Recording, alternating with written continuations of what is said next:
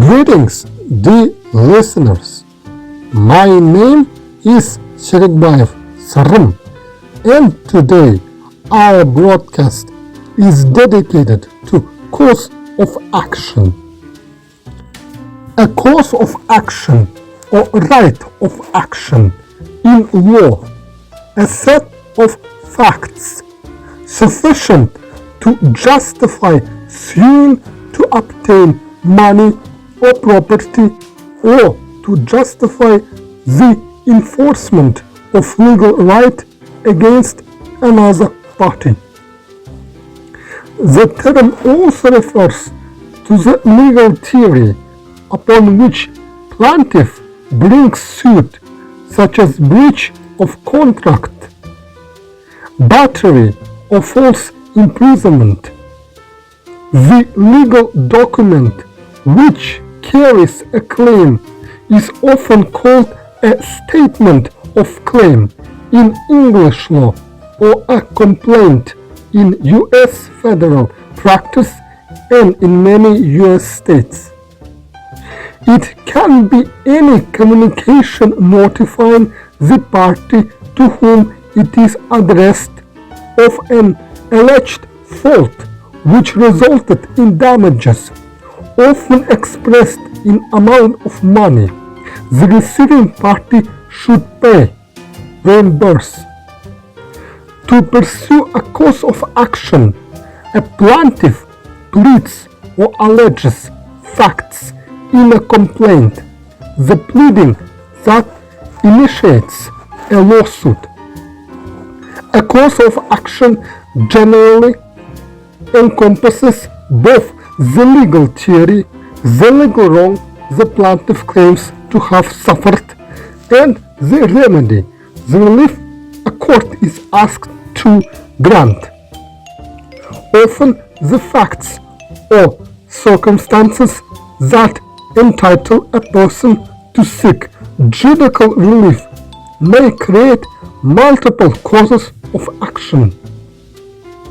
Also, it is fairly straightforward to file a statement of claim in most jurisdictions. If it is not done properly, then the filing party may lose her cause due to simple technicalities.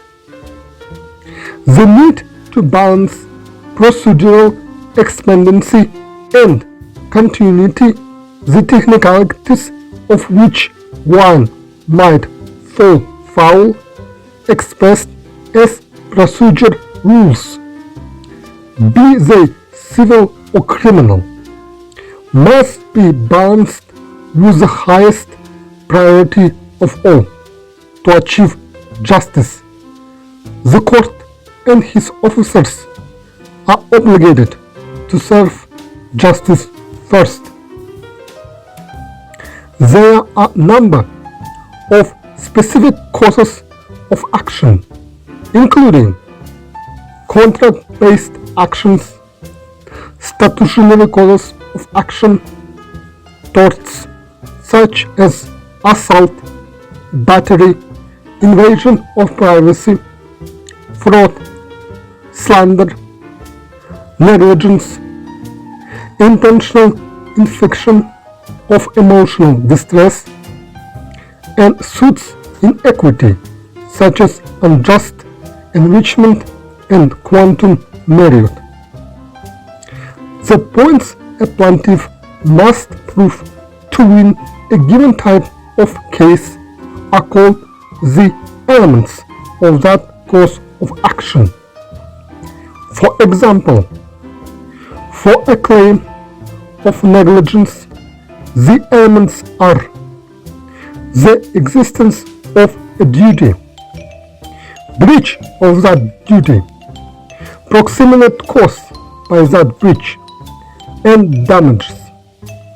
If a complaint does not allege facts sufficient to support every element of a claim, the court, upon motion by the opposing party, may dismiss the complaint for failure to state a claim for which relief can be granted. The defendant to a cause of action must file an answer to the complaint in which the claims can be admitted or denied, including denial on the basis of insufficient information in the complaint to form a response. The answer may also contain counterclaims in which the counterclaim plaintiff states its own causes of action. Finally, the answer may contain affirmative defenses. Most defenses must be raised at the first possible opportunity, either in the answer or by motion, or are deemed waived. A few defenses, in particular, a court's lack of subject matter jurisdiction, need not be pleaded and may be raised at any time. And now our broadcast is over. Please subscribe to this channel. That was the host, Serikbayev Syrym. Goodbye.